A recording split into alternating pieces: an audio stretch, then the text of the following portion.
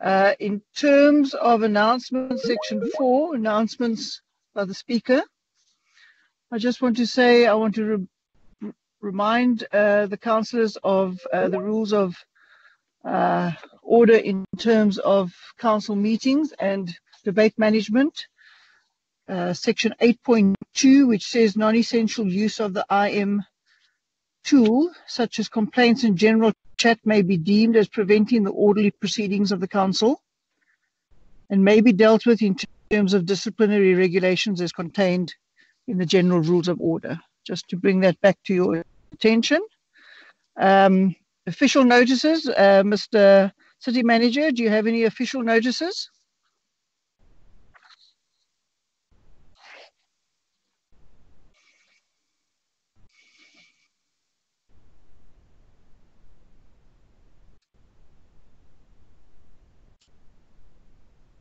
Mr. City Manager? Speaker, there are no official notices, Speaker. Thank you. Then we move on to the confirmation of the minutes. And we'll look at them. All right, we'll just do the minutes first. Then we'll move on to the confirmation of the minutes. We start on page 5. Are there any corrections to the minutes that we need to be aware of? Page 5, 6, and 7 in terms of attendance. And then we move through the minutes to page 77. Are there any corrections to the minutes?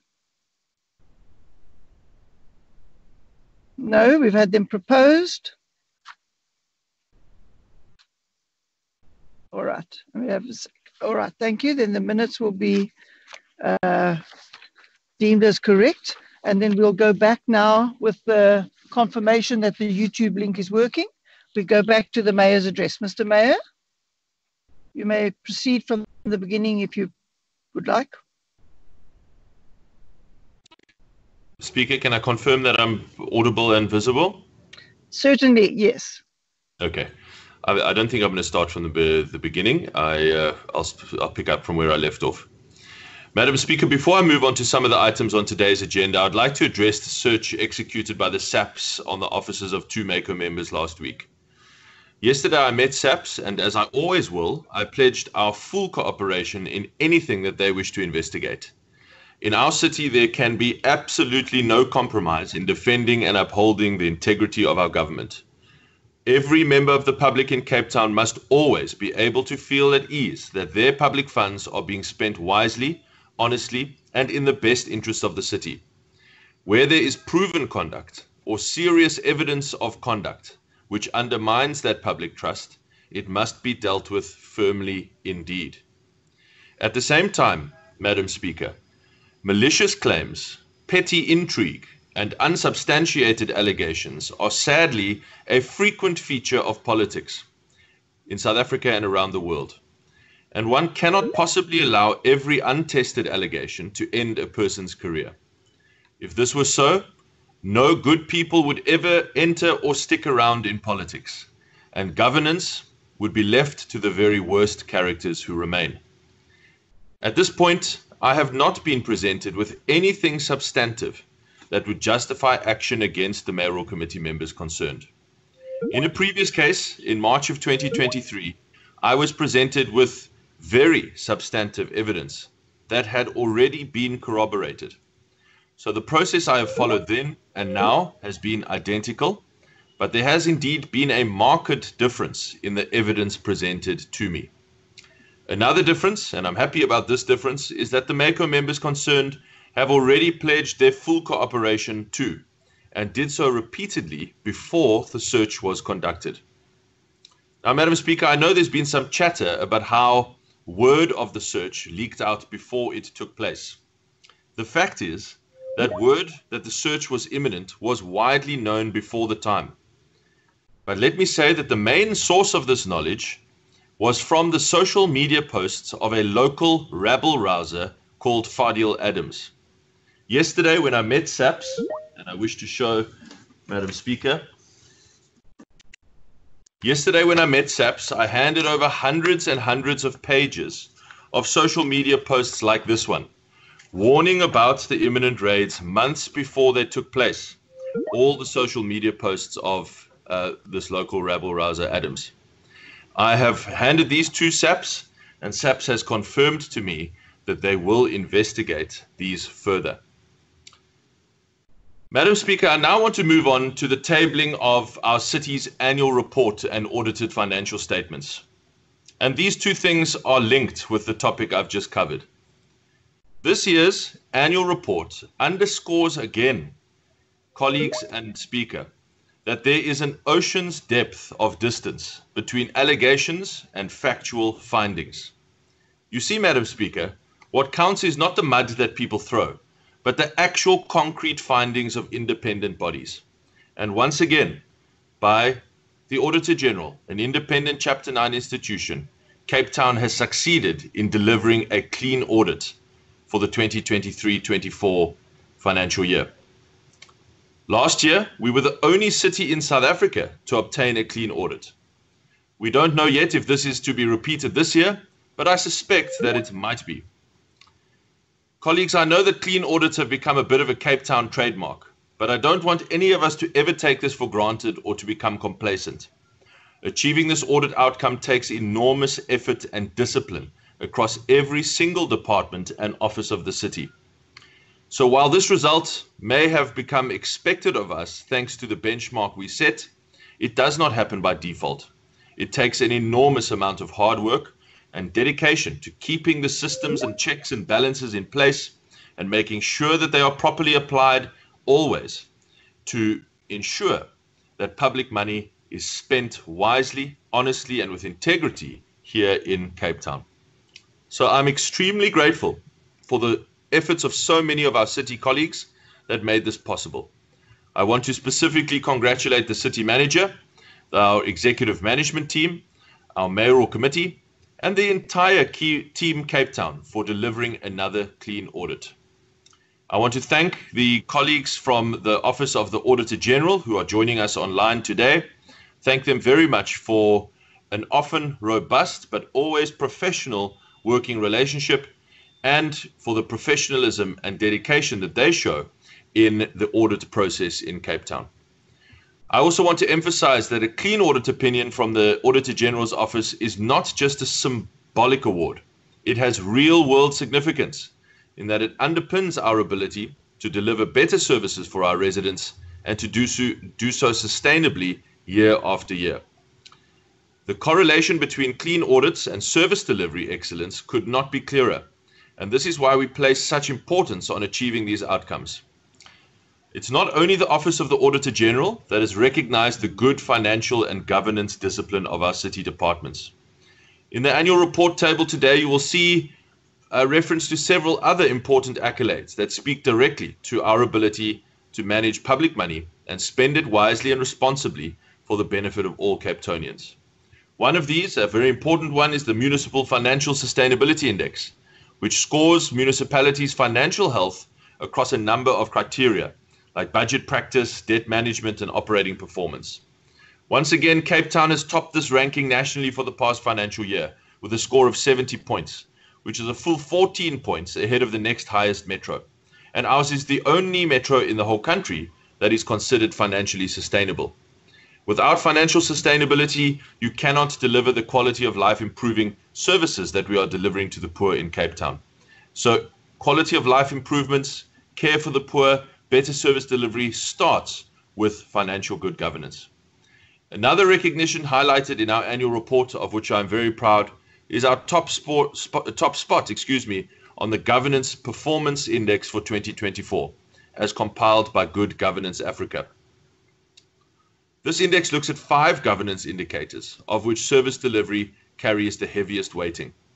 Again, ours was the only metro to score a minimum of 4 out of 5 for all of those indicators, including the best score in the country for service delivery. Such good governance really is the bedrock for building a robust and vibrant economy and creating jobs. And this recognition speaks to our absolute commitment to lift thousands of more Cape Townians out of poverty and into the dignity and independence that comes with a job. Our annual report also shows how Cape Town continues to punch above its weight when it comes to growing the national economy. We contribute 9.6% to the national GDP, and we lead the job creation charge with over 32,000 new jobs created in the last financial year and over 300,000 new jobs added since the start of this term of office. When it comes to investing in our city's infrastructure, one of the clearest signals of our intent is the way that we are accelerating our capital expenditure in each new year of this term. And this comes across strongly in the annual report. In the 23 financial year, our capex portion of the budget was 6.9 billion rand. At that time, that was a record for Cape Town, 6.9 billion rand just 2 years ago.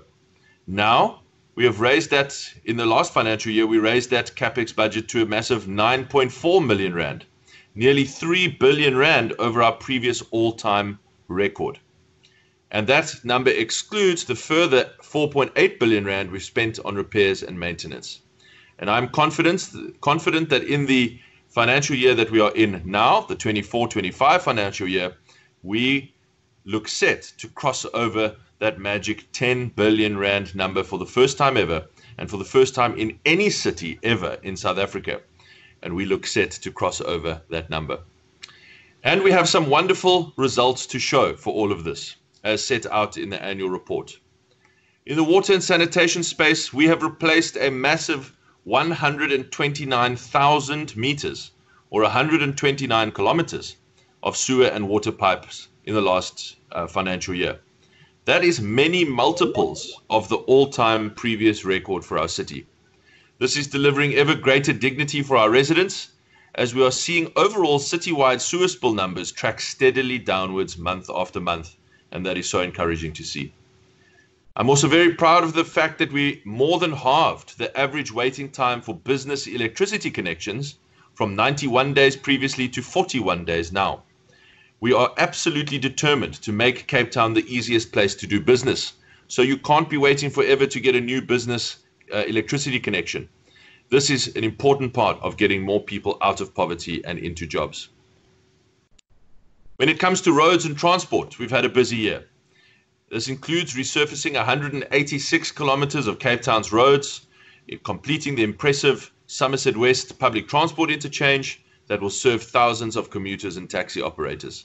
And of course, the good progress we are making on our mega public transport investment, expanding the MyCity bus service to Khayelitsha and Mitchell's Plain, with the business hubs of Wynberg and Claremont linking up.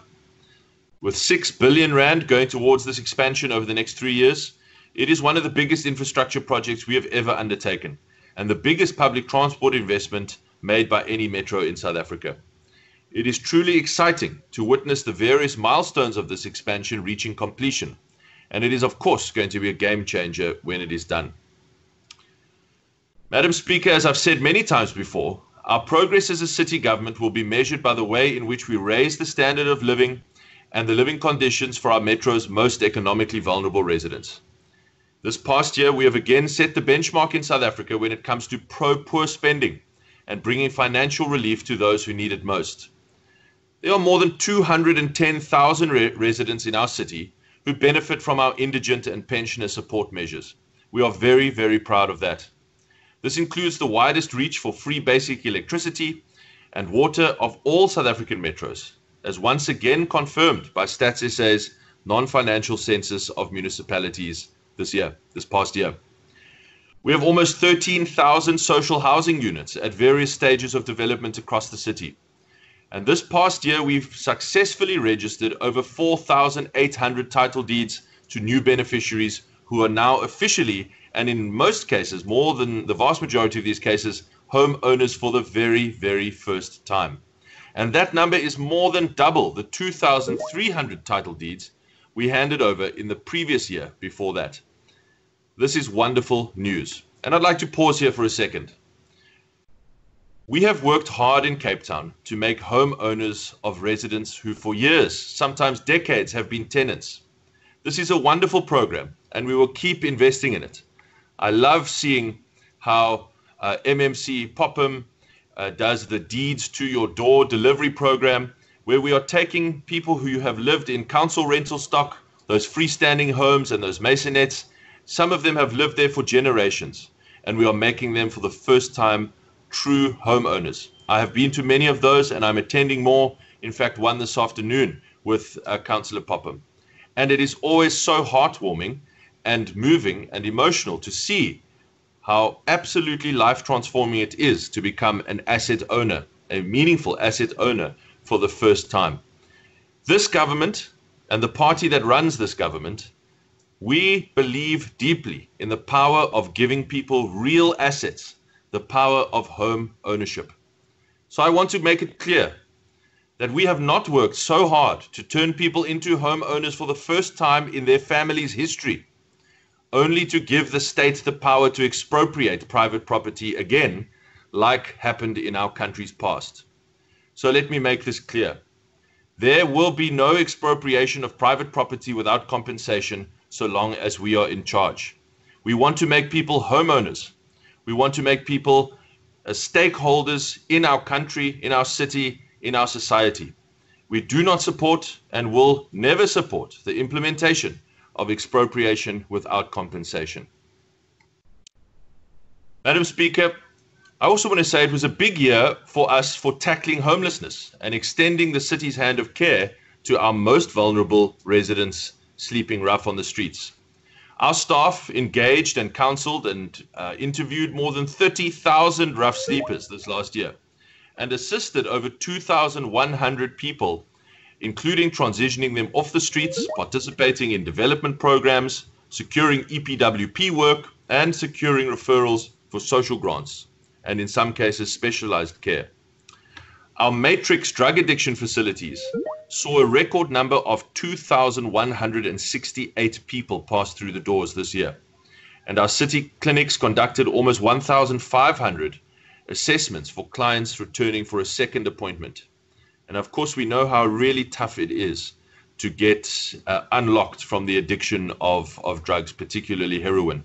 So to hear that of the 2,100, 1,500 of them showed up for their second appointment, that is good news and something that we must welcome. And of course, we really hope that each one of those people is able to free themselves of that addiction. So these are just some of the many highlights from our annual report. There is far too much for me to list in any great detail in a speech, so I urge each of you to read it in your own time. It is an impressive and compelling document.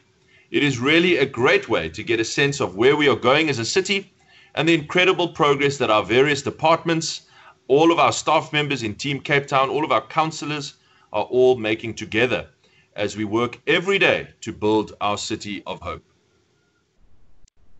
Madam Speaker, an important step in the process of delivering on our pledges to Cape Townians is the passing in this council today of our budgets and adjustment budgets that enable us to fulfill our ambitious plans. Today, we will vote to pass such an adjustment budget, which reflects changes to our operational expenditure and our capital expenditure. The biggest of these changes in the capital space is in this adjustment budget is a reduction of 800 million rand in water and sanitation capital expenditure, brought about by a number of factors. One of those factors is the reduction in the necessity to purchase expensive diesel generators because of the reduction in load shedding. That is positive. But the largest and most positive of these reductions is that we are saving a massive 400 million rand in costs in our capital projects because of improvements in the rand-dollar exchange rate. In wastewater works, and particularly in the Potsdam upgrade, a large portion of the project budget is spent on imported high-tech machinery. So when the rand strengthens, that means you can get more dollars with fewer rands. It means that we save money when we import that machinery into South Africa, and it means the Cape Town public saves money on their water bills at the end of the day. I have been amused in the last few days. We've seen headlines all over the country about the rand strengthening in response to the Democratic Alliance, the party that runs our city, staying in the government of national unity. There have been some incredulous comments about why the rand responds so positively to the DA. Well, let me try and help explain. Here, we are showing again the benefits of the DA in government. The DA in the government of national unity makes the rand stronger because international currency and investor markets are more likely to invest in South Africa when the DA is making progress in government. This makes imported high-tech machinery cheaper, which means DA governments in cities like this one can save money for the public on major capital projects. That is the benefit of having the DA in government. And that is how we deliver real, meaningful change and improvements to people's lives. Some of the budget allocation highlights from this adjustment budget also include an additional 100 million rand for road maintenance, resurfacing and resealing and potholes and so on, in order to address the backlogs there. 34 million rand extra for stormwater maintenance and repairs, 32 million rand extra for repairs to our city rental units, and 10 million rand towards our title deeds delivery program, which I've just spoken about and which is so important. And then finally, an allocation which means a lot to me personally, as I take great pride in the cleanliness and presentability of our city. And that is the 26 million rand allocation to fund our main arterial and CBDs around the city cleansing plan. This visible cleaning project is going to ensure that the routes into, out of and around our city, as well as the city center and the other subsidiary CBDs, make a good impression, that they are clean and dignified and welcoming and pleasant places for visitors, for the people who use them, the millions of people who work in this CBD and in those other CBDs around the city, and that Cape Town is seen in a clean and welcoming light to all of them. That is money well spent, if you ask me. Colleagues, I want to thank you in advance for supporting and passing this adjustment budget, and for your continued efforts to make Cape Town not only the best city in the world to visit, but indeed the best city in the world to live in. We have a big year ahead of us, and I know we're going to achieve great things together for the people of Cape Town. I really look forward to working closely with all of you in 2025. Before I close, Madam Speaker and colleagues, I want to take a moment to send our prayers, our best wishes, and our full and our patriotic support to our brave troops of the South African National Defence Force, who are currently fighting under heavy fire in the region of Goma in the DRC. Our troops are outnumbered and surrounded, but they are fighting valiantly to try to preserve civilian life. Sadly, 13 of our countrymen have already been killed in action. We need an explanation from the President, the Commander-in-Chief, for why our troops were left so poorly supplied and in such danger. But most importantly, we all want a plan to bring them home now. From all of us here in Cape Town, we wish our soldiers well, and we pray for their safe return home to South Africa as soon as possible. Thank you, and God bless. Thank you, Mr. Mayor.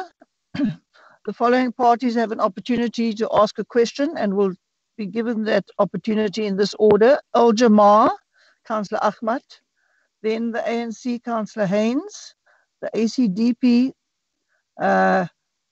Councillor Burke, Freedom Front Plus, Councillor Janse van Vuuren, and then the UIM, Councillor De Beer. So we'll start with Al-Jamar. Councillor Ahmad, go ahead.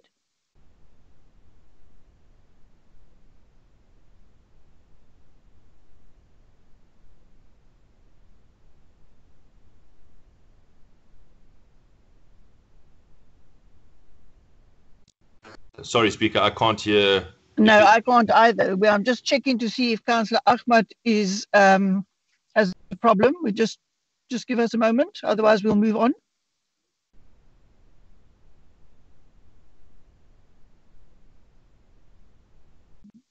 Councillor Ahmad, can you unmute yourself?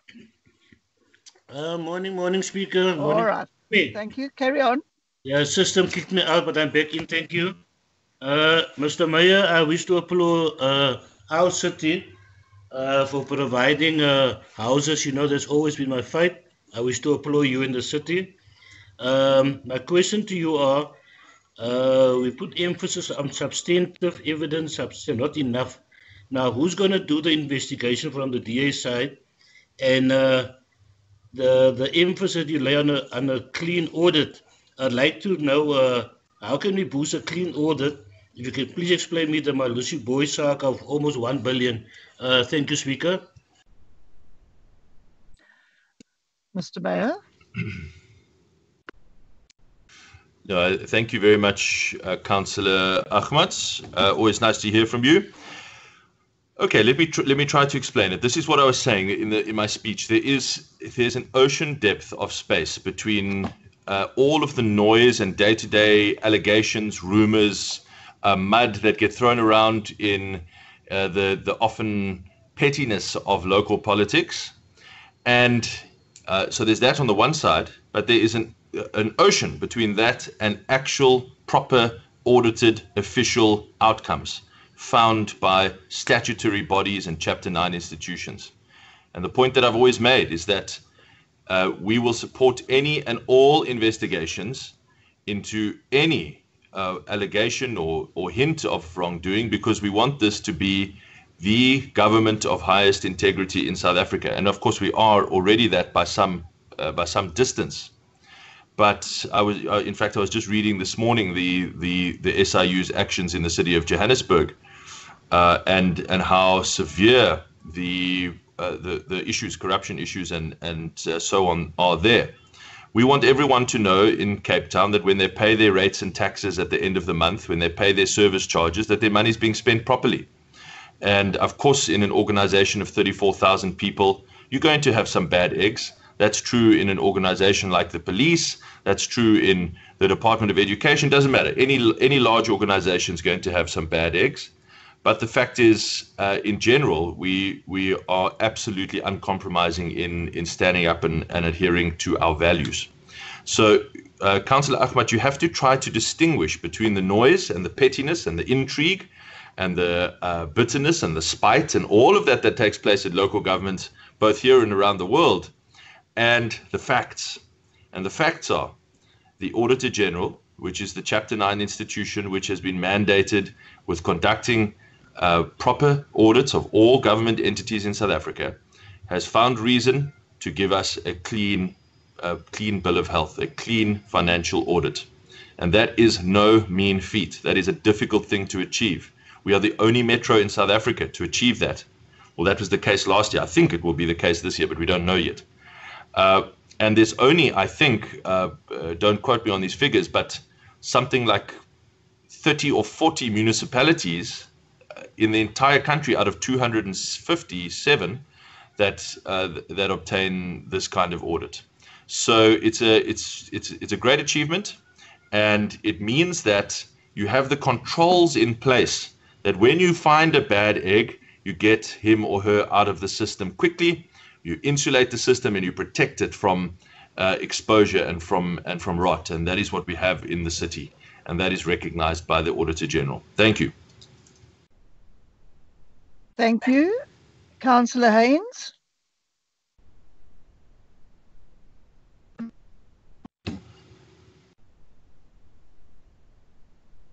Councillor Haynes doesn't appear to be in the meeting. Councillor Badela.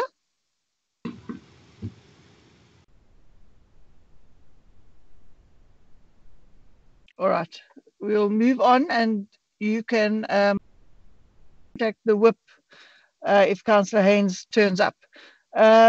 Councillor Burke from the ACDP. Good morning, Speaker, and thank you. Good morning, Mr. Mayor. Morning, sir. And colleagues and guests. Mr. Mayor, we've all seen the news reporting, and I quote just one recent news report. In September 2024, the City of Cape Town reported that 11 of its urban waste management vehicles were hijacked over a 2.5-month period. The hijacking took place in Khayelitsha, Gugulethe, Happy Valley, and Mfuleni, end quote. A staff member said after an attempted hijacking of 2 city vehicles in January 2025, that over 100 City of Cape Town vehicles were hijacked over time, and most of these vehicles were not recovered. This morning, on behalf of the ACDP, I would like to ask you about the deficiencies that are being corrected to address the scourge of attacks on city staff urgently, and to fully achieve the city's objective in the IDP of ensuring the security and safety of city staff, specifically those driving in hijack-prone areas. And we are asking in relation to these 3 criteria. Number 1, their day-to-day security and protection. Number 2, counseling being provided to them and their families. And number 3, compensation provided to the staff victims for all costs incurred. Thank you, Mr. Mayor. Mr. Mayor, you may respond. Thank you very much, Councillor Burke, for an excellent question. I really agree with you, and thank you for raising this extremely severe concern. That 11 urban waste management trucks could be hijacked in 2 months is just a shocking statistic.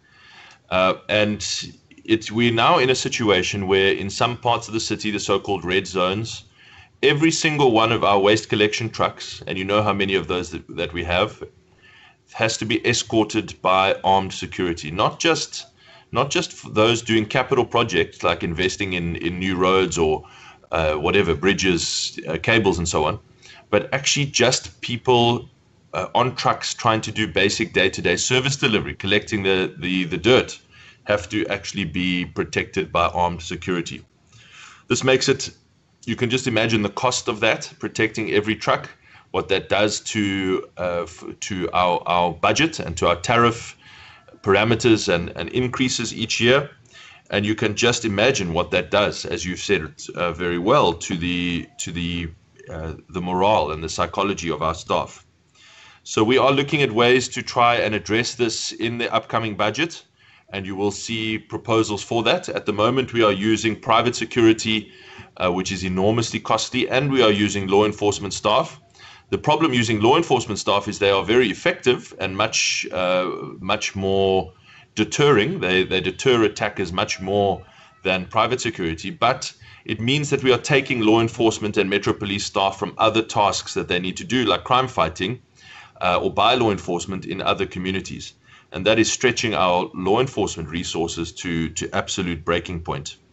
So there is already day-to-day security at enormous cost. We are looking at a pretty big response to this in the upcoming main budget, not today's adjustment budget, but in the upcoming main budget at the end of March. And we, of course,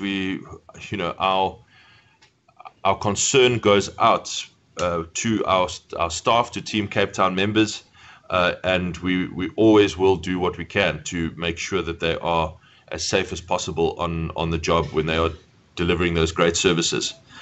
So we also ask for patience from communities. Let me also say that last week we did a huge, the epicenter of this issue, the real ground zero of this issue is in Philippi. Philippi has become, frankly, far more of a crime hotspot than any other Cape Flats community. And the crime stats bear that out. There's more gun violence, there's more robberies, more hijackings, more extortion in Philippi than anywhere else. And so last week we did a massive saturation operation to try and fight back against that, because it cannot be the case ever in South Africa, frankly, and certainly not in Cape Town, where criminals run entire portions of communities where governments cannot even go and deliver services any longer. So we will not allow that. So we did a saturation operation. We had more than 500 officers in the streets of Philippi last week. We did it from morning to night. We searched every vehicle. We searched houses. We had our K9 units there. We had SAPS officers as well. I think we had 50 SAPS officers, so more than 550 officers in total. We recovered firearms. We made arrests of people with outstanding warrants. But most importantly, we sent a simple, clear message to the community that we've got their back. We are not going to allow extortionists and mafias and robbers to rule their lives and to terrorize their lives. So we are going to carry on with saturation operations like that. Obviously, it is such an intensive investment of resources. You cannot do it every day, but we're going to carry on doing that. This is part of the comprehensive effort we are making to try and fight back against criminals in areas like Philippi. Thank you. Councillor Jansen van Vuren.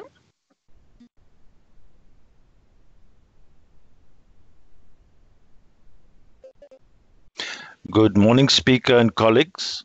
Thank you, Mr. Mayor, for a very positive report. I have one concern, however.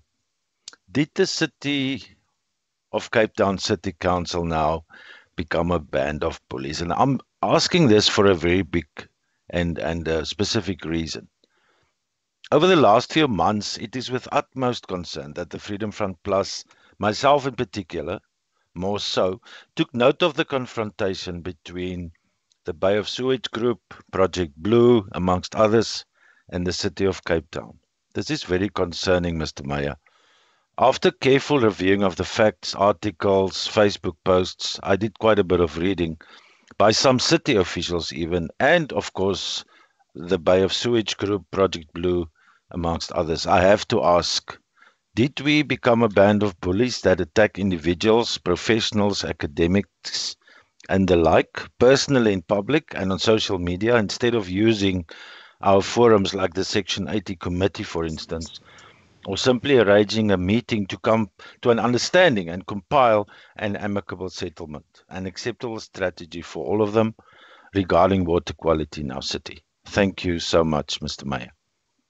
Mr. Mayor? Councillor Jansen van Vuuren, I appreciate the very measured and logical way in which you've asked your question, and I want to respond in full. Let me say that when any member of the public is absolutely free to criticize the city. This is a free and open and vibrant and vigorous democracy, and we certainly will never ever do something to shut down the space for democratic debate. But if someone enters a debate, the definition of a debate is that it is a two-way argument, a two-way conversation. So if we disagree with the points made by that person entering the debate or that group entering the debate, we are also perfectly entitled to respond and defend our position and make our case. They have seemed to redefine bullying as us responding to their criticism and attacks. We do not take away their right to criticize and question. They have every right in the world to criticize and question. But if they do so, they must be prepared to receive our response and listen to it. It would be absurd. It would be absurd if governments in South Africa were prevented from responding to public criticism and questions on the basis that any response is redefined as bullying. That is not the case. If they are going to enter the public debate is a loud and rigorous and rough space. Then they must be prepared that they can expect that the city will defend its position and put out the facts where we disagree with them. That is not to say that we are saying that our record is perfect. Of course, this is a metro of 5 million people. We have got lots of polluted rivers in Cape Town. Most of our rivers are in fact quite severely polluted. We have one extremely severely polluted lagoon in Milnerton. But it's also to say that we have had tremendous progress. We have had, for the whole of last year and some time before that, we've had an unbroken period of all of our other flays, with the exception of Milnerton Lagoon, all of our other flays being open for public recreational use because they met the water quality standards. That is for the first time in a long time that we put together that record. Most of the flays in Cape Town were closed at one point. Now they are mostly all open all of the time. So we are making progress in the right direction. We are making progress in the right direction by having a huge project, which is a mayoral priority project, as I hope that you know. I think that you are on the committee, so you definitely do know this, to clean up our rivers and inland water quality. We have a project at Milnerton Lagoon to dredge the entire lagoon, which is starting at the very late part of this year. We're going to dredge that entire lagoon and get all of that muck out of there. We have a project, of course, the second biggest capital project in the city, to upgrade 5 billion rand to upgrade the Portsdam wastewater works so that its effluent discharge quality is greatly improved. And we are looking at even smaller short-term solutions because I really know that the situation at the lagoon is unacceptable. And we're looking at, is there anything that we can do in the short term while we're waiting for that dredging program to just improve things in the interim? Then we have a huge project in our coastal water. We have put out a public presentation, which I hope that you've seen, saying these are the options for how we replace the coastal outfalls over time. We've put that out publicly. We have not hidden that from the public. We're saying it is, number one, it is our intention to replace them. It's going to take very long, and it's going to be extremely expensive. We have to be honest with the public. We do not have a spare 10 billion sitting in the back pocket. That will take time. But we have started a public discussion about where we could put those new wastewater treatment works. Where do you fit a wastewater treatment work in the tight suburb of Sea Point or Greenpoint? There's some uncomfortable options that people need to debate. One proposal is to put it inside the Greenpoint Urban Park, and basically to remove that park. That, I think, is going to generate a huge amount of public debate. But we've got to fit it somewhere. So we've put that out publicly, and I hope that you've seen that. And if not, please let me know. Then, of course, there was the debate over the seawater quality. Now, again, we are completely open and transparent with the public. We publish every one of our seawater quality results online. We have an online water quality dashboard. Again, by the way, that is a new innovation to this term of office, to this government. Previously, we were not publishing that data. You had to do a PIA application to get that data. We said we're going to be totally open and transparent. I'm just trying to point out to you that there has been great improvement over time. We now publish it all online. Now, if people got different data to our data, there's lots of things that explain that. It could be the wind on the day, the tides on the day, the exact point where you take the test. Are you slightly closer to a polluted river or slightly further away from a polluted river? But we're happy to have those discussions. Let's figure out, is there a way that we can be even more transparent? Because we have no objection to transparency. There is nothing to hide. We are not trying to make the argument that every drop of water in Cape Town is pristine. That is not the argument we are making. We made a very simple case that the 8 blue flag beaches, where we have got a track record of hundreds of tests. In fact, at 2 of those beaches, we are testing every single day and publishing those tests online. At those 8 beaches, people can feel absolutely assured that they can swim and enjoy Cape Town's beautiful coastline safely. That is the argument we are making. But let me make it absolutely clear, Councillor Jansen van Vuren. If people enter the public debate, they are more than welcome to do so. They're more than welcome to hold us accountable. They're more than welcome to question and criticize. But they cannot expect that the city will just take it lying down. We must respond. We must put out the facts. We must make our case, and we will do so with real vigor, because that is what we do. Thank you. Thank you. Councillor De Beer. A very good morning, Speaker, and very good morning, Mr. Mayor and fellow councillors. Am I audible, Madam Speaker? You are, sir. Carry on. Madam Speaker, may I take a brief moment to echo the heartfelt statement from the Mayor regarding the current scenario in the east of Congo, in Goma, in the camp of Sake. Maybe few would know that in my term, I did spend a matter of more than 2 months in that operational field, that exact area. And we cannot say enough for the people that have lost their sons and daughters, and that surely Cape Town will pour out its heart on the ongoing battle that rages. And thank you to the Mayor for saying that. Madam Speaker, the question to the Mayor is regarding the scenario where we have a clear and defined separation between the political authority, the executive authority, and then may I call it the staff and management segment to the city. In the past couple of weeks, we've had a portfolio of circus of media on so many issues, which has caused huge panic and concern on the. Mr. Mayor, we can play as much politics as we want to score those proverbial political points, but we must never forget that what comes out in the media has a major effect on the public who we serve. I have noted 2 points of concern.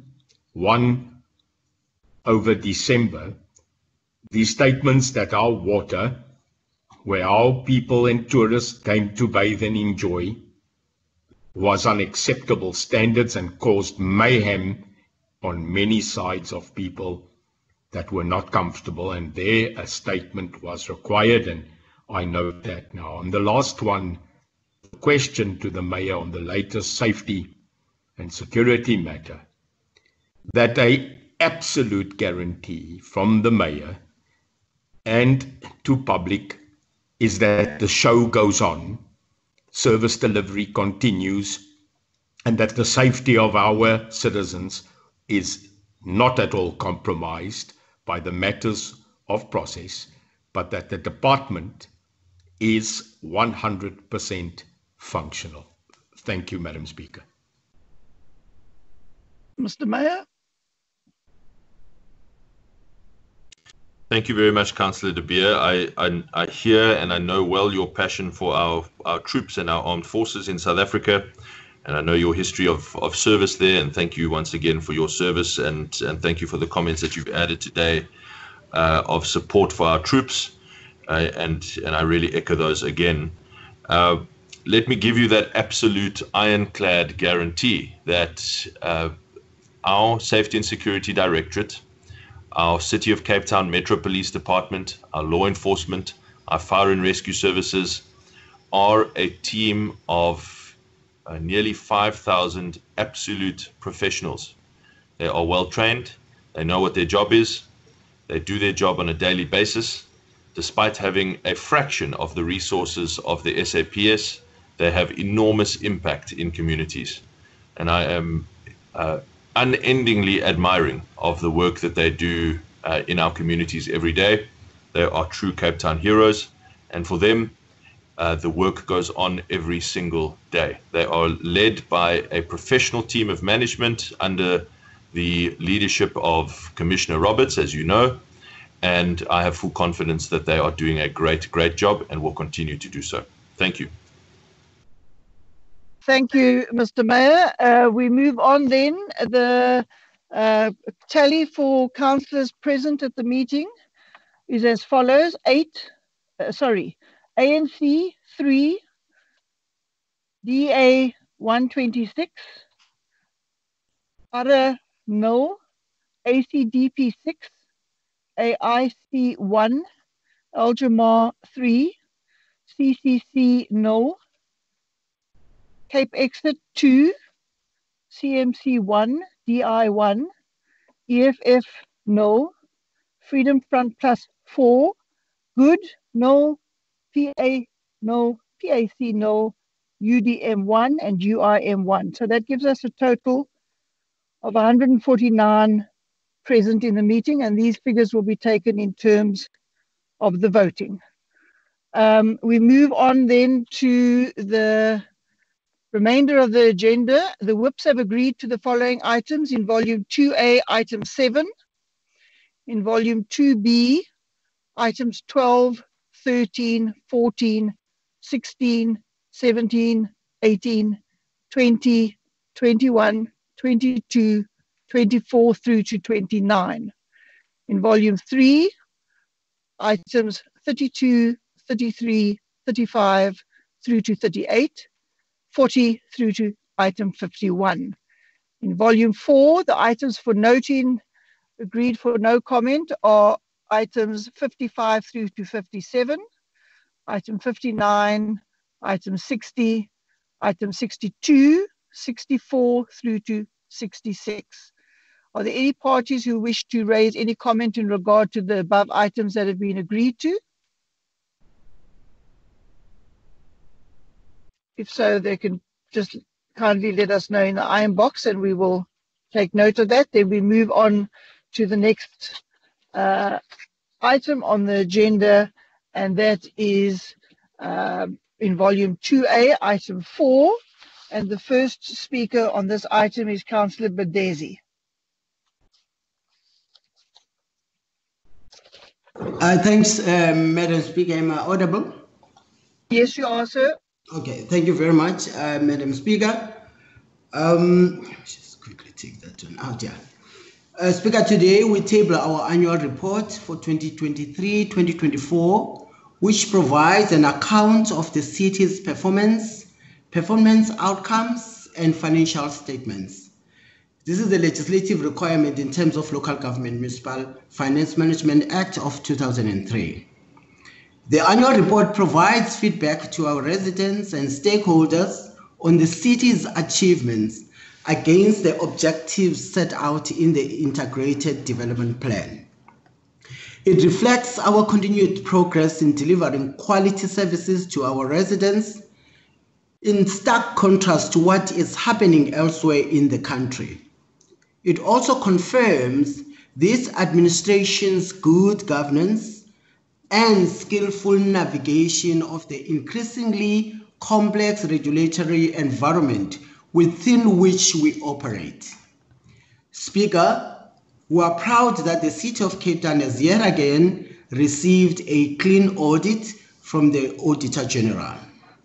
This becomes more challenging each year as National Treasury keeps tightening its regulation in an attempt to stop the corruption and misappropriation of funds that has become a norm in so many of our municipalities.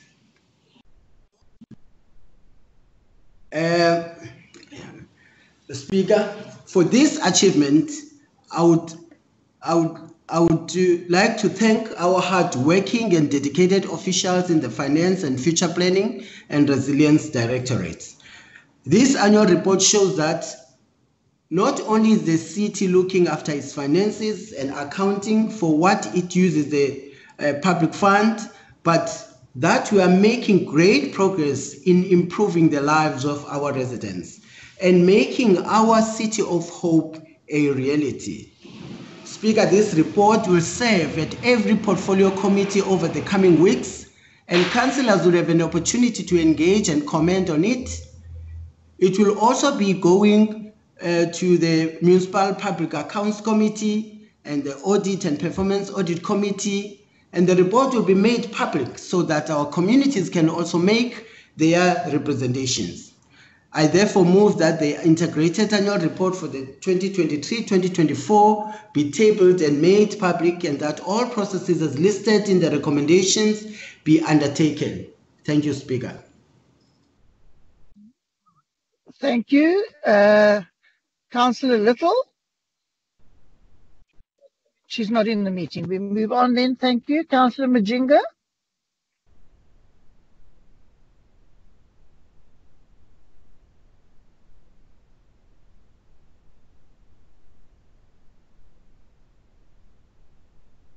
Councillor Majinga, you're not in the meeting either. Okay. Well, Mr. Mayor, you can wrap up. Thank you, Madam Speaker. I move the item. Thank you. The recommendations on page 1, we all agree with the recommendation. Thank you. We move on to item 5. 5 and 6 will be tabled, clustered for debate. And so the recommendations there are also on a page 1, but we will start with Councillor Makungwana. Councillor Makungwana. Thank you, Speaker. Good morning to you, and good morning to the Mayor, and good morning to everybody, and including my colleagues and the members of the public connected via YouTube. The UTM has now taken note of the decreases and increases in the different directorates respectively in terms of the adjustment budget. Having done that, we hope that the decreases and the increases will not affect the services that are going to be rendered to the communities in our townships. And we hope also that the people of townships like Samora Machel, who are thinking in their mindset that they are living in Goma instead of the City of Hope, the City of Cape Town, will be taken out of that quagmire, having listened to the Mayor speaking. And I hope what has been started in Samora Machel will be continued and will give hope to the people of that area so that they can indeed be part of the City of Hope. It is also worth noticing, Speaker, that when you go all over the city of Cape Town, you find complaints and praises for the city. But to the UDM, it is very much important to improve where the communities are complaining, so that we can have a peaceful, safe, and a clean environment throughout. Lastly, Speaker, the UDM wants to register to you the unhappiness in terms of us having a virtual meeting, having petitioned your office to have a face-to-face meeting. But we hope in the future we will be engaged by your office in a collective manner as all the caucuses, because the threats should have been averted if we were informed in time, so that we can identify the culprits within us. Thank you, Speaker. Thank you. Your comments are noted in that regard, but the safety of our officials and councillors who do want to and deal with the business of council is paramount, and it is, as I say, a moving target, because information becomes available sort of at the drop of a hat. So, but your point is taken. Thank you for that. We move on then to the next speaker, Alderman Vos.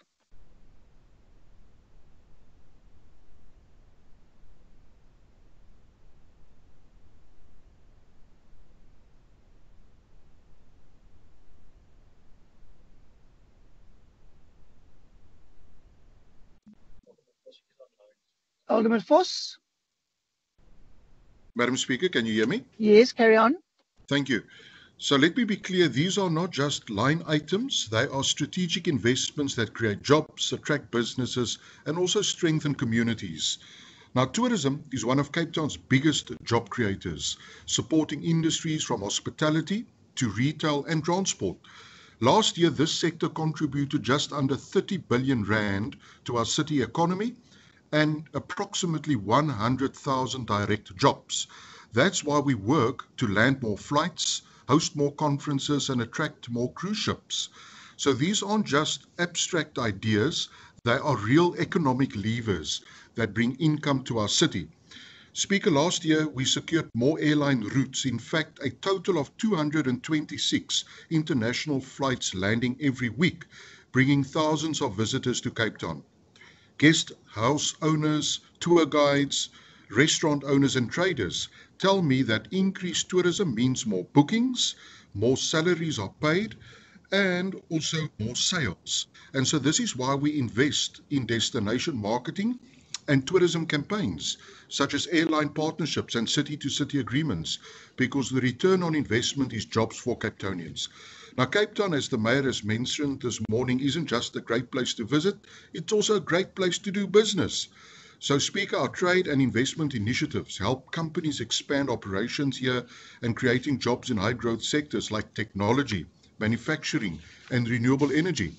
I visited call centers in Mitchells Plain, tech hubs in Woodstock, and manufacturing plants in Atlantis, where local businesses are growing and hiring. Just a few weeks ago, I was at a clothing factory supported by the city's economic growth programs, where skilled workers are now producing garments sold across the country and beyond. And, Speaker, our business hub have helped over 5,000 small businesses last year with procurement and supply development, making it easier for them to expand and create jobs. But, Speaker, beyond large-scale investments, we also recognize the role of Cape Town's informal sector, with thousands of traders, entrepreneurs, and SMMEs contributing daily to our city economy. So that's why we invest in our area economic development program to upgrade trading spaces, improving infrastructure, and also ensuring that informal traders have dignified, business-friendly facilities. So we've walked through these markets, spoken to traders, and seen firsthand how access to proper facilities can make or break a business. Earlier this week, we broke ground on a new market in Masiphumelele, and later this week, construction will start in Bo-Kaap. And these are part of 30 projects underway across Cape Town to the value of 87.6 million rand, because when small businesses, traders, have better infrastructure, they prosper, and so do the communities around them. Later today, Madam Speaker, on our Council agenda, we are approving 36 property transactions, a record-breaking number for a single meeting. Now, these deals will generate millions of rands in revenue, enabling us to deliver services and infrastructure across the city. Equally important, they also unlock socio-economic opportunities in communities where it matters most. So my thanks to the property transactions team and the executive director, Ruby Geldenblum, for executing these as part of our economic growth mission. Speaker, why this matters? This budget is about creating opportunities through tourism, investment, and support for businesses and informal traders. Economic progress doesn't happen by accident. It happens through deliberate, targeted investments that create jobs and grow industries. Therefore, Speaker, I proudly support this budget because I've seen its impact firsthand, and I've met with the airlines, entrepreneurs, factory workers, call center employees, and informal traders. This is not just about numbers. It's about people, livelihoods, and a Cape Town that works for everyone. Thank you, Speaker. Councillor Jacobson. I, Councillor so-and-so, solemnly affirm that, and I solemnly promise to perform my functions. Councillor, can you get to the point, please? I solemnly swear to perform my functions as a member of the City of Council. We all swore to this commitment before taking the role of councillorship. I remind my fellow councillors that this house is not meant to be political, but rather to serve our community. Much can be read from budgets and adjustment budgets. It's like an MRI scan, an X-ray. One can read the city's intentions and plans, and on reading this adjustment budget and focusing on water and sanitation and scrutinizing page 315 and planned expenditure, I note that not 1 cent is afforded to our marine outfall challenges. Not 1 cent, and even forecasts until 2027 shows no signs of expenditure to resolve or improve our raw sewage disposal into the sea. Millions of litres of raw sewage is pumped daily into our ocean from the Strand to Hout Bay, Camps Bay, Greenpoint and Millerton. You can see it, you can smell it, you can feel it, and yet not 1 cent is assigned to the budget or adjustment budget. Traditionally and currently, our previously disadvantaged communities gravitate towards the beaches and the bays at Maiden's Cove, Camps Bay, that's the Pick and Pay side, the Sea Point swimming pool, Hout Bay, especially the mouth of the Dyser River, Strand Beach, and Millerton Lagoon. These are what we call sewage catchment areas, and yet not 1 cent has been assigned to resolve these sewage tragedies. Then on top of that, prolific scientists who specialize in water and sanitation did their own independent studies, and their discovery under the Project Blue affirmed what everybody is seeing, smelling, and that, in fact, on certain days, our bays are riddled with dangerous bacteria and pathogens. But did our mayor and deputy mayor and maker member pledge to resolve this problem? No, not only did they deny these allegations, they embarked on a media campaign to smear the good names of these esteemed professors and doctors and bully them, no different to what we'll expect from Dr. Badruddin later when he responds to me. Interestingly, when Project Blue provided that the scientists followed due process testing, in fact even used the same laboratories as the city, the mayor made an even more outrageous statement, claiming that the slimy, green, smelling, disgusting foam is actually a sign of healthy waters. Really? I'm not calling the mayor a simpleton, but to argue with some of the world's most renowned experts and professors is like a simpleton arguing with Einstein. How shameful, how disgraceful, how arrogant, and still not 1 cent to assign to the adjustment budget. Honourable Speaker, I appeal through you to my fellow councillors. You are individuals. You too can surely smell and see the sewage plumes. The claim is that our bays and oceans are 100% pure and clean during the months of December to March. This is a blatant mistruth. Stand strong in your caucus and stand strong to protect our seas and our marine ecology. For if Cape Town beaches become unpopular, then Cape Town will die as a preferred tourist destination. Please, councillors, assign us budget to resolve our marine outfall challenges before it is too late. Thank you. Mr. Mayor, I see you wish to respond. Do you want to wait till the end of the debate, or would you like to deal with that now? Although you've done it twice already today.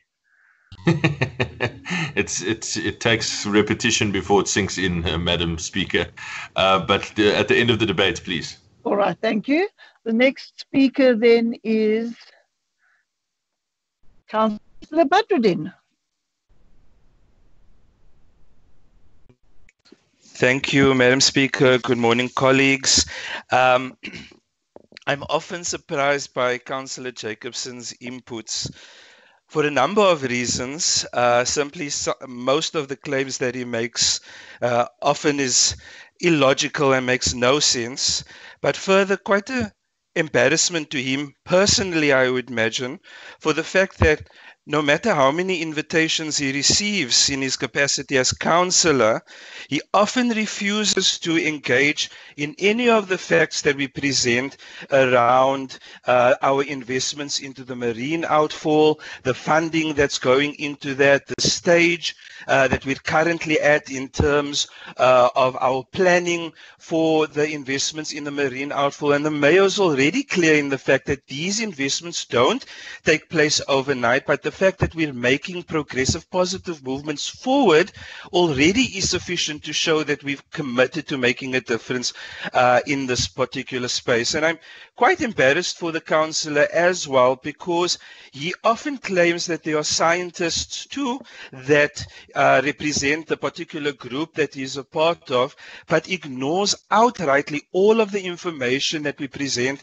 at our permit advisory forums, that we present at our community meetings, that we present at the Section 18 meeting. So really he chooses actually to be ignorant to these matters and to permanently propagate this misinformation on his social media, which has ultimately, as I've said before, a very negative impact on those who want to enjoy our beaches and the businesses around these beaches as well. So it's absolutely irresponsible of him to do so, and I remain open to engaging with him around the facts of our investments, and further to remind him that we are actually spending about 100 million rand on our budget, Councillor Jacobson, this financial year, to make those immediate upgrades that will hopefully have an improvement on what is being discharged through the screening system at the marine outfalls. But you obviously don't waste your time reading this information, which we all have access to, which is quite a pity. Madam Speaker, in regards to our adjustments budget today, the mayor's already alluded to the fact that 836 million rand in a capital write-down is being proposed in this adjustment in this report, and this is as a result of the improvement in our exchange rate based on the presence and also the participation of the Democratic Alliance in the GNU. Exchange rates have improved, and this has now resulted in a savings in our Potsdam wastewater treatment works, and this is excellent news, colleagues, and I imagine that the opposition who are not present in this meeting will now miss this excellent news and will try and do with it what they can, but this is excellent news for us because we're able to save 419.9 million rand at this particular project, which is about 50.1% of the entire write-down. Another large contributor, colleagues, is the adjustment linked to the N1 pipeline relocation. This accounts for about 104 million rand. This project is experiencing delays because of SANRAL's delays, and we're dependent on their planning in order to invest in this particular project, and because they're not able to do so effectively, unfortunately we have to reallocate this particular budget, and the delay has resulted obviously in this budget impact, but rather than holding on to the funds, we will then reallocate it to projects that are already active and able to receive this additional funding. These two large projects, councillors, account for about 62.6% of this particular write-down, and I hope that it's clear that in the one instance it's a great news, the savings, and then on the other hand an adjustment outside of our control, unfortunately. And in addition to that, Madam Speaker and councillors, the adjustments linked to our generators as a result of there being a reduced impact on load shedding. So I want to be clear that these are not cancelled projects. We're realigning the spending, ensuring that these funds are used where they are needed the most and where there are projects that are ready to accept these funds. Our DA-led government will not allow these funds to sit idle, nor will we force projects forward if they are not ready in terms of procurement. So instead, we have redirected these funds to projects that can absorb the additional funding in order to speed up delivery where it is possible for us to do so. And again, for the benefit of those not in the room with us, unfortunately, let me be clear that there's no major impact on current projects as a result of this write-down. Projects that will receive some of this funding, Madam Speaker, I think is important for me to share. In closing, 65 million rand will go towards the Cape Flats sewer rehabilitation. That's additional funding. 60 million rand towards the Atlantis and Cape Flats aquifer. 25 million rand towards infrastructure replacements in our wastewater space. 25 million rand to the South Lowry's Pass sewer upgrade. 15 million rand towards the Bellville wastewater treatment works, and 10 million rand an increase to additional vehicle procurement in order to speed up and improve our service turnaround times. These reallocations prioritize already active projects, as I've mentioned, and we will ensure we maintain momentum in improving services citywide. Madam Speaker, in conclusion, I support the recommendations in the report and really do hope that Councillor Jacobson will come to one of our meetings where we present this positive progress on our marine outfalls. Thank you. Thank you. Councillor, the NCC is not present in the meeting. We move on to Councillor Alderman Ace. Good morning, Speaker.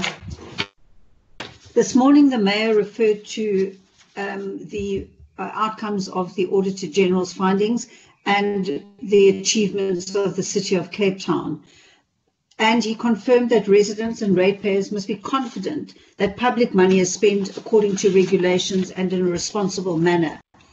The AG's report reveals a concerning decline in local government's ability to manage public funds properly, with just 13% of municipalities receiving a clean audit. This is a sharp drop from previous years. This troubling trend underscores the urgent need for reform, stronger oversight, and better financial controls to rebuild public trust in local governance. Corporate Services for the City of Cape Town has for the past 17 years not only consistently met, but has exceeded the city's annual target for capital budget implementation. This achievement reflects our commitment to efficient financial management. This year, our corporate services capital budget has been decreased due to a combination of adjustments made to the 24-25 capital budget. But I'd like to highlight one of the projects, the car project, where in March 2024, Council supported an upgrade to SAP. The further supported in December, and this has enabled car project to simplify and de-risk the project, with a reduction of 12 tenders and projects to 6 tender projects, leading to an amalgamation that reduces the complexity and costs of the system implementer. As a result of these changes in methodology for the CAR program, we have seen a net reduction of 26 million in our approved capital budget. Speaker, Corporate Services will continue to deliver in the following manner: the parking enhancements at the Civic Centre, facility management within Corporate Services responsible for managing 96 buildings and 77 facilities, and we are proud of our achievements this far. The city has also embarked on a visitor improvement program with the gardens, landscaping, and our service centres. Speaker, our call centre and customer interface acts on issues logged. We fix broken traffic lights to ensure that we provide services to our residents. For the period 1 December 23 to November 24, we received 1,890 calls, 590,248 emails, SMSs, 297,000 WhatsApp messages. So a total of 2,778,000 customer engagement. So this shows our commitment to quality service to our residents and spending the money responsibly. Thank you, Speaker. Thank you. Councillor Ahmed from Al Jamal. Good morning once again, Speaker, and thank you. I have to personally applaud Alderman Vos. Great speech, job well done. I have to second all his numbers. And most reports from my members thus far is brilliant. Amongst my concerns are, we speak about 946.9 million rand more than the year-to-date budget projection for December 2024. I have to applaud my own PC for bringing almost 250 million with the fines and penalties, etc., etc. Amongst the concerns that I have is the reasons for under-expenditure on various capital projects, and which catches my eye is simply the initial delays due to extortion issues, cancellation of 2 projects due to security issues in August 2024, late delivery of service fleet items, and then you come to our tenders being activated later than anticipated, and delays experienced in the award of tender 62Q. And these are all major concerns, especially the delays in tenders, because it definitely affects our under-expenditure. We as Al Jamal, we will keep on monitoring and watching our performance assessments, etc., like we always does. And we do proper oversight in view that we don't have the cases of the Malusi boys and other allegations. So thank you, Speaker. Thank you, Councillor. Councillor Bandiza.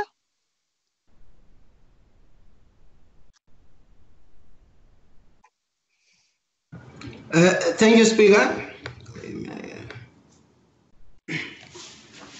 Speaker, Section 72 of the MFMA requires that the accounting officer of the municipality to assess the municipal's performance for the first half of the financial year by 25th January of each year.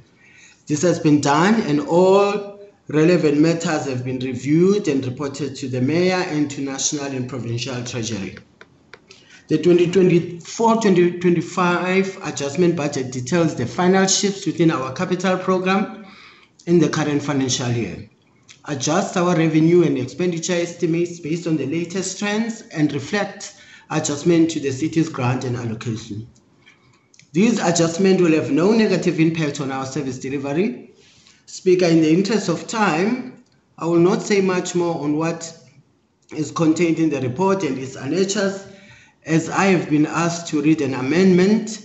This amendment stems from the Provincial Gazette Extraordinary number 9021 dated 21st January 2025, which was issued too late to be included in the report. It details additional and amended allocation to municipalities in terms of Section 29.29 subsection 3 of the Division of Revenue Act. Copies have been sent to the whips of all parties. The additional recommendations are as follows. Where is it now? Sorry, Mayor. Councillor Bandezi, we're going to put it on the screen so the councillors will see it, and it is a formality. So you can just talk to the items you can read. Don't talk to the table. That will be on the screen. Definitely. Madam Speaker, I would like to be added, additional recommendation rather, is that an increase of 11.3 million as per the latest Provincial Gazette, and it has been broken down as you've put it in on the screen.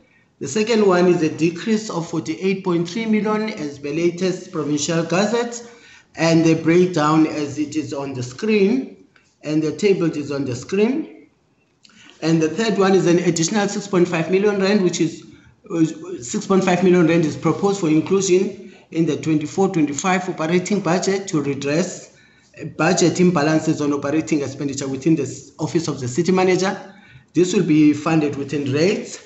Fourth, that the relevant legislated MBRR Schedule B tables be amended after Council's approval, but before the submission to the adjustment budget to National Treasury, proposed by myself, seconded by the Chief Whip. Yeah, thank you. Therefore, Madam Speaker, I move the recommendation in terms of Section 28 of FMMA, and that Council adopts amended proposal for incorporation into the 24-25 adjustment January adjustment budget as contained in Annexure A of this report. I move the recommendation, Madam Thank Speaker. you. The recommendation with the amendment will be put shortly. It is a legally compliant and has been signed off by the legal department. So we will deal with that when we deal with the substantive motion. Can I ask, is Councillor Tandela in the meeting from the EFF? No, thank you. They forfeit their right. Councillor Makwina? No. And Councillor Majinga? No. So they've all forfeited their right to speak. So we move on then to the next speaker, which will be Councillor Quintus, then Councillor Popham, then the Mayor. Thank you, Madam Speaker. Am I audible? Yes.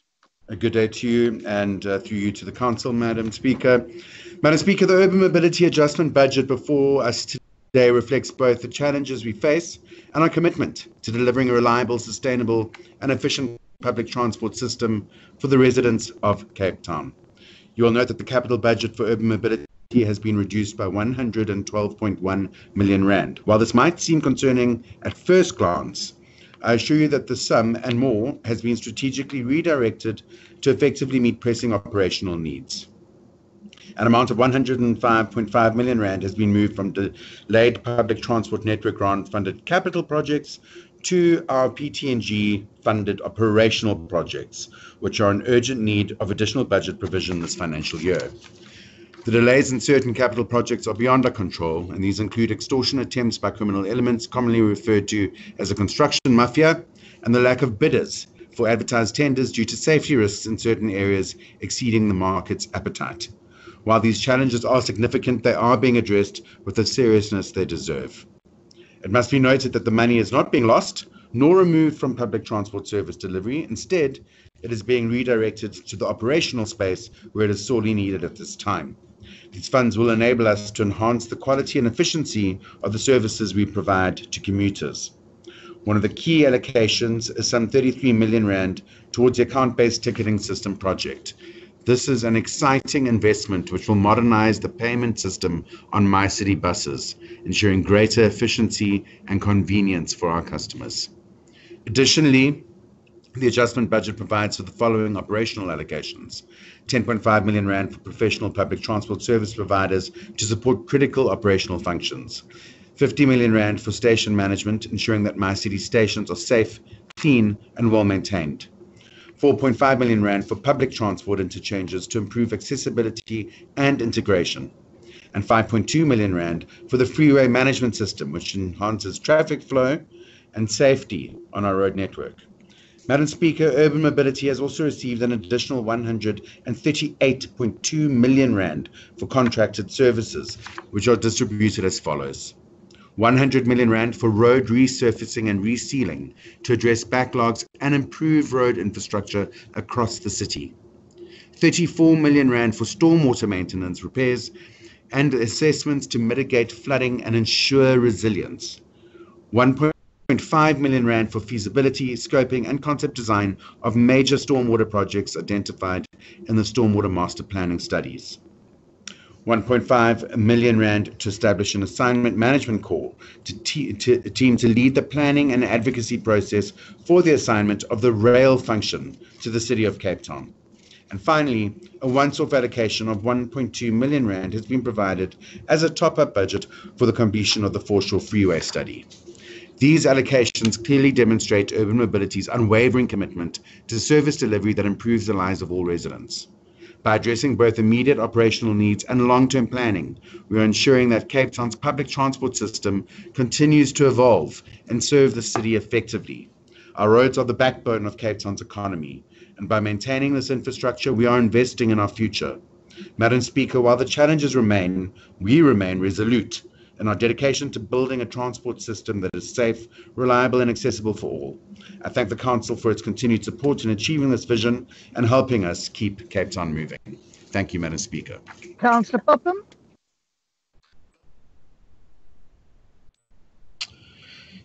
In his last letter to the church in the town of Galatia, Paul encourages, "Let us not go weary in doing good, for in due season we shall reap the harvest of our labor." Madam Speaker, today the Hill-Lewis administration has brought to Council an adjustment budget of hope, which seeks to continue investing in critical infrastructure in order to build a metropolitan of the future that serves the interests of our residents, their children and grandchildren. Perhaps I should pause here to recognize the author of this vision for our city, the alderman from Edgemead, who will, in my mind, go down in history as the greatest executive mayor in Cape Town, Jordan Gwyn Hill-Lewis. A courageous councillor, a no-nonsense negotiator, and a fabulous facilitator. Our mayor has been a powerful champion for our children, our communities, this council, and the entire city. The adjustment budget we seek to approve today illustrates this. With an upward adjustment of nearly 100 million rand in the Human Settlements Directorate, this allocation will ensure we continue building on the hard work we've undertaken in order to chart a stable course of delivery for the people of our city. Our adjustment budget includes a 9 million increase towards housing development, 12 million rand towards human settlements planning, and 72 million rand to accelerate delivery in public housing. We are driving integrated delivery with a 33 million rand increase in high mast public lighting within high-risk housing rental estates.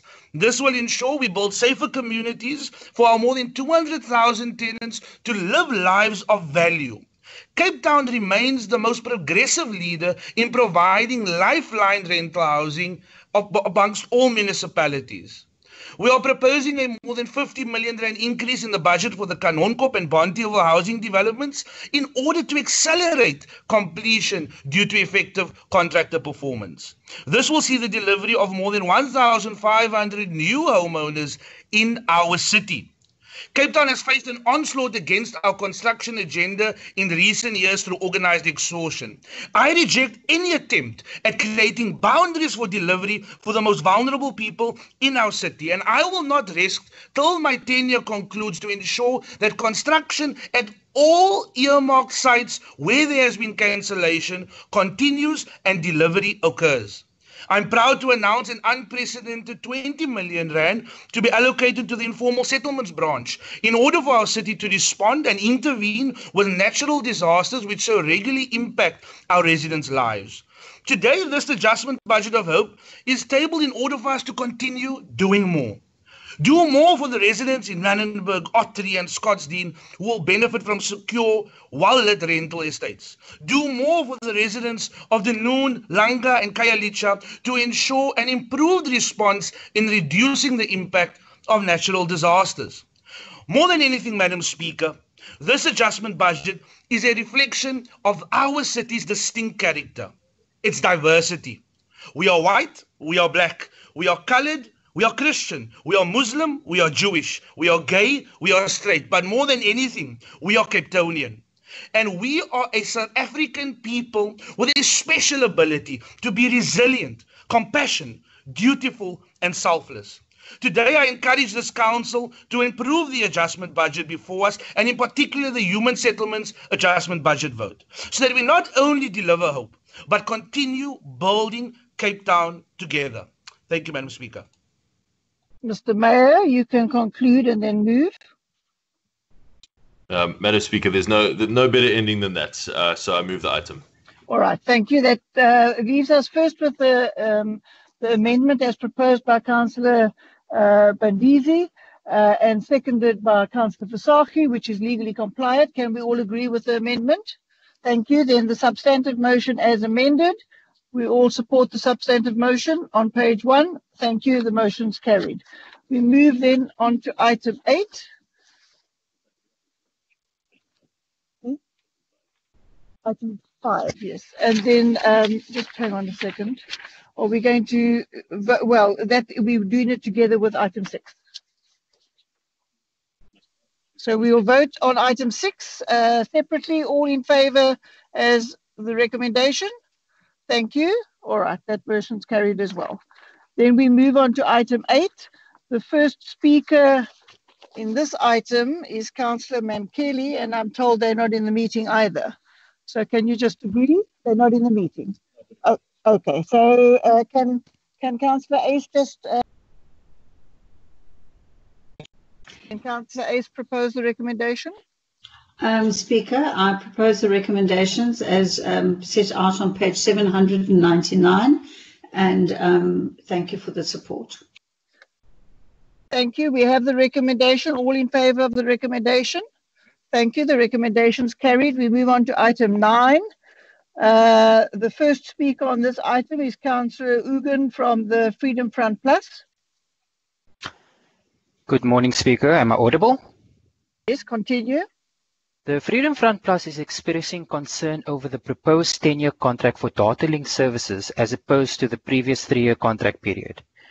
We understand the reasoning behind the need for a longer-term contract to avoid half of the contract being lost due to migration and leaving minimal time for new site connections. However, the Freedom Front Plus is seeking clarity on the significant cost increases in the last 5 remaining years of the proposed 10-year contract. In each of the five remaining years, there is a 4 million rand increase, and the last remaining year of the contract, we see a 5 million rand increase. We are also questioning whether the extended 10-year contract period will actually mitigate the financial implications of migrations, or if it will simply delay them.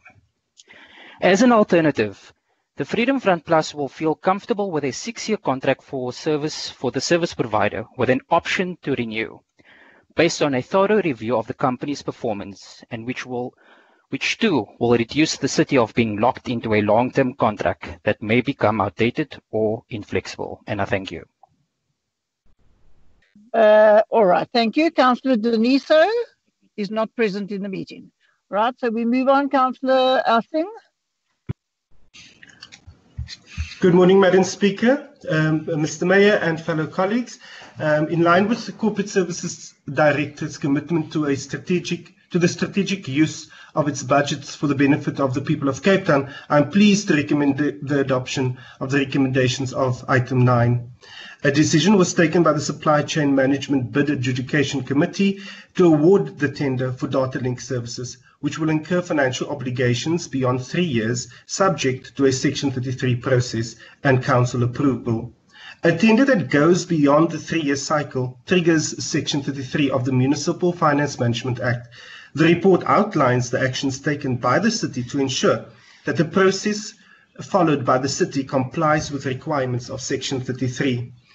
Page 938 of the report outlines the estimated operating costs for the years 2025 to 2035 and confirms that the contract prices are fixed. The estimated costs relates to ongoing service provisions and existing sites, data link installations at the new sites, and the line speed upgrades at the existing sites and new sites. That is to answer the question that was asked by the councillor before me.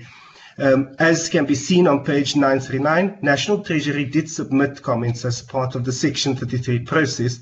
All comments received has been carefully considered and responded to by the city. The service provider will provide data links and will carry telecommunication services for the City of Cape Town as and when required. These services will include the following: voice services, example, voice over Internet Protocol traffic, data services, which includes web, email, and video. The service provider will be responsible for providing, installing, monitoring, upgrading, maintaining, and managing their transport and transmission links. Substantial benefits are envisaged with the awarding of this contract that exceeds 3 years. When considering the specific tender, city officials have taken into account the experiences with this tender and have confirmed the following. When a replacement tender is awarded a different service provider, services are migrated to a new incumbent for continuation of services at existing sites. The migration of existing sites to new incumbent takes an extensive amount of time. Approximately half of the contract period is lost to the migration process. A need was therefore identified to have a longer-term contract in place. Currently, data link services are provided at over 200 sites across the city, which is anticipated to increase over time and as the need arises. A longer-term contract gives the city an opportunity to save on migration costs over time, as service migration will occur less frequently. Other lessons learned from previous contract iterations reveal that service downtime during migration is a risk, as configuration issues occur. Service downtime can have significant service delivery and cost implications at various city buildings, something that if we can avoid, we should do so. Contract and city resources are required to resolve such issues. The long-term contract thereby reduces possible downtime and the cost associated with resolving such issues.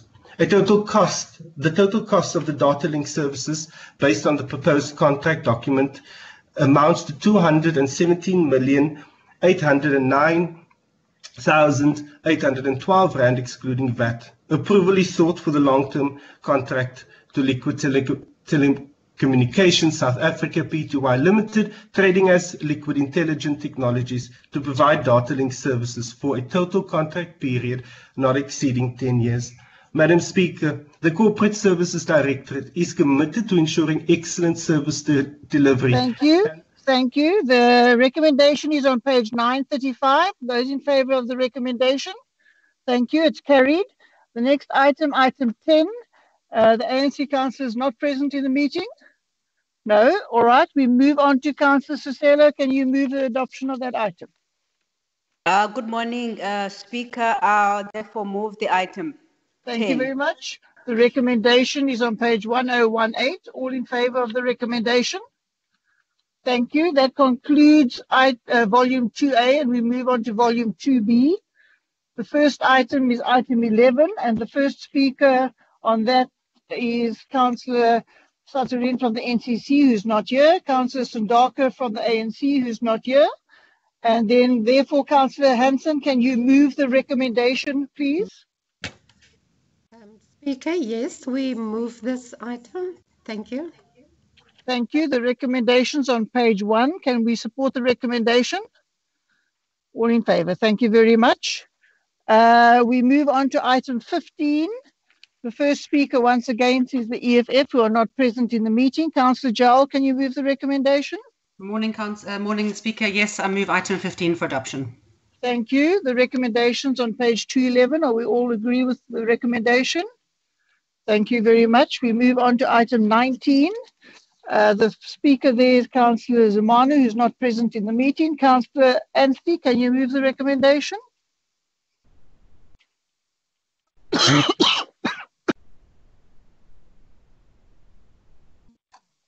Is Councillor Anstey in the meeting?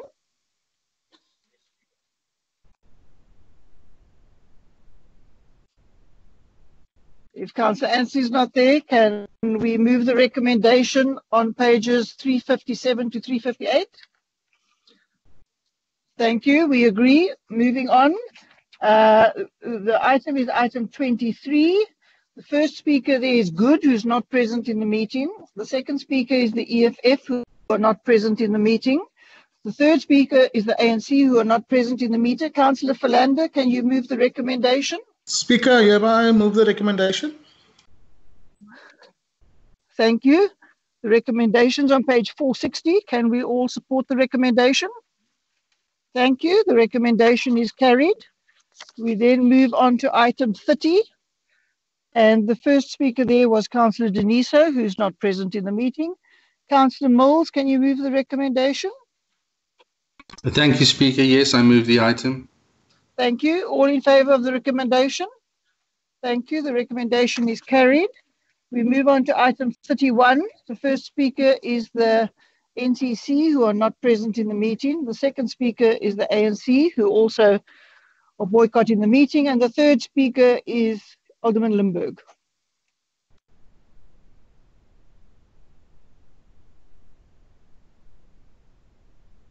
Alderman Limburg, are you present in the meeting to move the recommendation?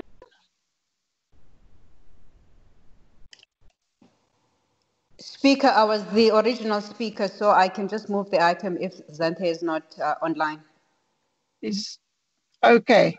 Thank you very much. We move the recommendation on page 629. The motion, everybody agree with the recommendation? Thank you. It's carried. We move on to item 34. The NCC is not in the meeting. Councillor Musa Reis, can you move the recommendation, please?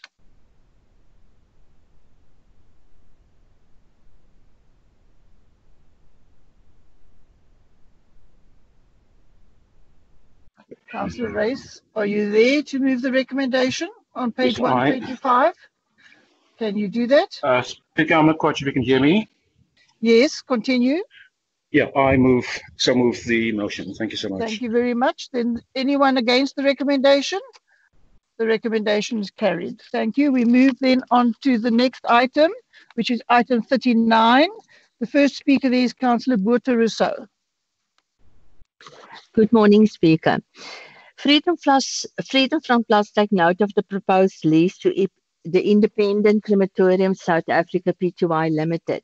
The lease agreement is quiet on regular health inspections at the crematorium. In paragraph 617 of the agreement, however, it is mentioned the paragraph is inspection of and access to the lease area. Health inspections cannot be seen as part of normal inspections under the said paragraph. We must make sure that the unhealthy and traumatic cremation problems that happened in Drakenstein will be prevented in the city of Cape Town crematorium. Therefore, regular health inspections will be the solution. We are in support of the recommendations on page 393 on item C390125, but we must make sure that regular health inspections will also be done at the premises. Thank you, Speaker. Thank you, Councillor. Councillor Jansen, can you move the recommendation? I hereby move the item. Thank you, Speaker. Thank you. Are we all in favour of the recommendation? Thank you very much. We move on to item 52. And the first speaker on that item is Councillor Haynes, who's not here. So, Councillor Visagie.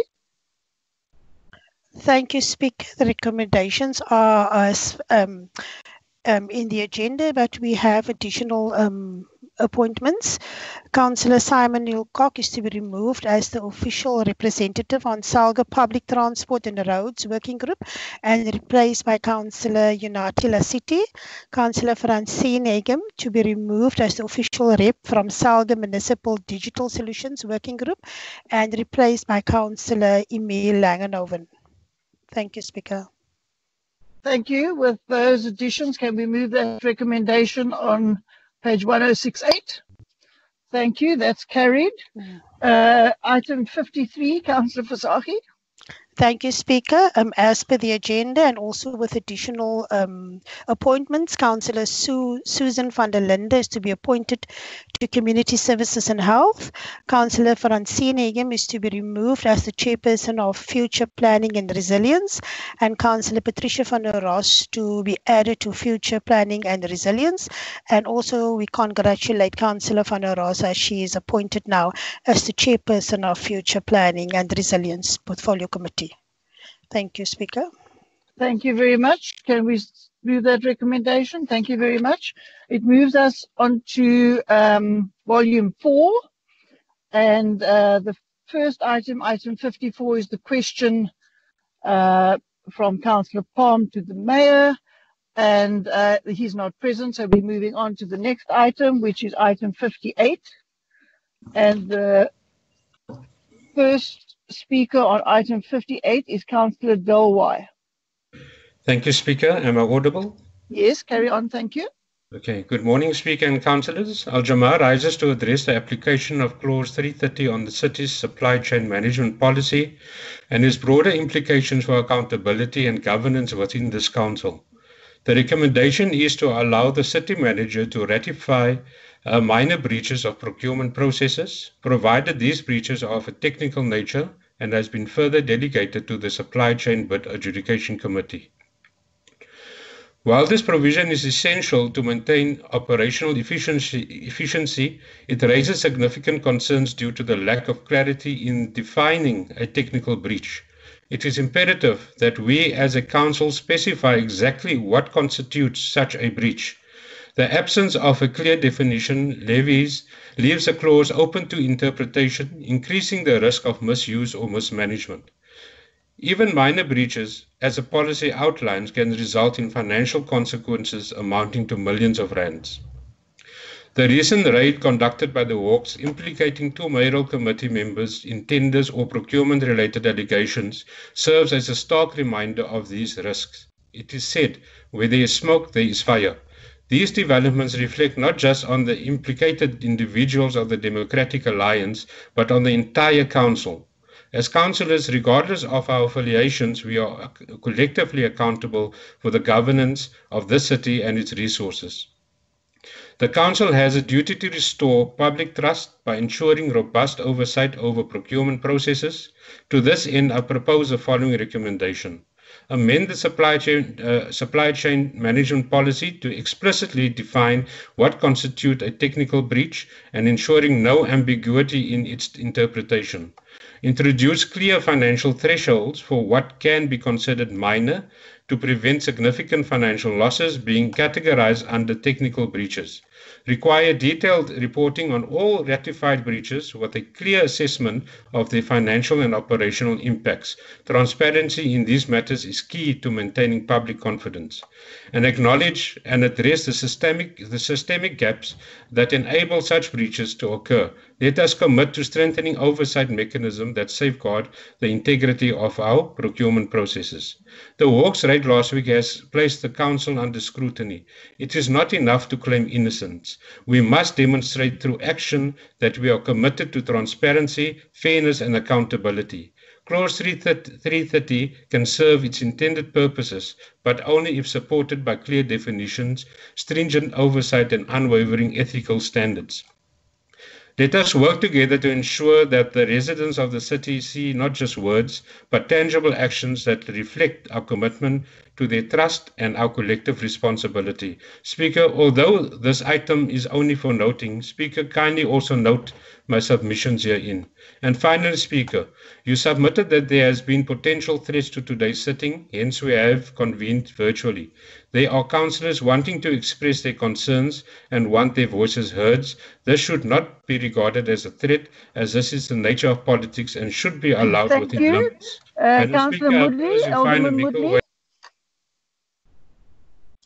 Good day, Madam Speaker. In terms of the supply chain management policy, the city manager may ratify any minor breaches of the procurement processes by an official or a committee acting in terms of the delegated powers or duties, which are purely of a technical or legislative nature. In this particular item, Madam Speaker, the wording, they will be utilized on a rotational basis according to benefit to the city, was mistakenly not included in the tender document as the method of work allocation. Hence, we rectified this and does not prejudice any service provider, and it is to the benefit of the city. Therefore, I note the item. Thank you, Madam Speaker. Thank you. The item is noted. We move on to item 61. The first speaker here is Councillor De Beer.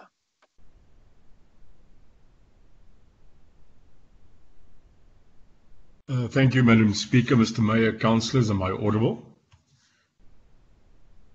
You are, sir. Carry on. Thank you. Madam Speaker, although we do have an annual report on budget and establishment of annual budget, we do also understand that there is segmented adjustments of this budget, in specifically the quarterly budget reviews in the city. Madam Speaker, the city manager, or for a better word, the CEO of this institution, must be asked to be adjustable for the urgent needs of the essential services and its priorities. I do understand that today we are putting forward his quarterly progress in his department, but I would implore in this opportunity to say that all departments are indeed touched by his daily executive management. I therefore would to put as an example the safety security budget, which every day seemingly is being a greater need of support fiscally. Madam Speaker, just to relay, the current 4807700 number is currently being increased by the capacity due to a reported 18,000 dropped calls by 10111. It therefore makes the city control room even more under pressure, and therefore the capacity fiscally to be increased. This will not end, Madam Speaker, because as the Mayor does know, one of the attractions of this city being a world city is safety and security. I therefore would like to ask that when we look at quarter reviews, when we do push as a priority department requests for extra finance, the burden should not always lay on that department and the ratepayer. In conclusion, Madam Speaker, we ask that there is a fluent understanding for priorities specifically in the essential service departments, and that we look forward for a continual safety and safer city. I thank you. Thank you very much. Councillor Maswi is not present in the meeting. Alderman Ace. Thank you, Speaker. I note the comments by Councillor De Beer and want to assure him that these concerns that he has raised and all the points that he's made have already been discussed and are being attended to, and we continuously endeavour to improve the services we offer to the residents of Cape Town in building a city of hope for all. The 107 call centre is being enhanced, and in conjunction with all the reports presented with items 5 and 6, everybody can see that the City of Cape Town, under the DA governance model, excels in all fields. And therefore, our oversight on this quarterly report, the same measures have been applied. And I therefore move the recommendations on page 306. Thank you. The item is noted. We move to the item 63. Councillor Chunchi is not present in the meeting. Councillor Witbooi, will you move adoption?